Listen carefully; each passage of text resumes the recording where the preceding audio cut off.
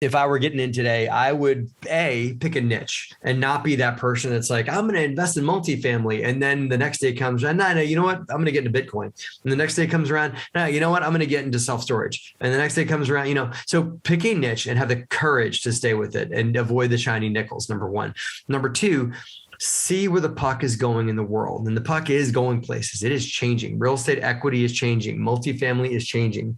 The way people use and invest in what we do is changing. And if you can predict those changes a little bit and place yourself as a new entrepreneur to be ahead of the curve a little bit, I think you're going to do great. I don't think that the market's going to crash or get cut in half or get cut into a third or whatever it is. I don't see that happening. So if you're waiting for that, you might be waiting for a little bit. If you're banking on something you can't control, like the market going up or the market going down, the market may surprise you. I wouldn't tell the newbie that you should rely on the market doing one thing or another. I'm saying that you need to rely on investors' needs and multifamily needs or whatever changing. That's what I'm talking about. I'm not talking about prices changing up or down.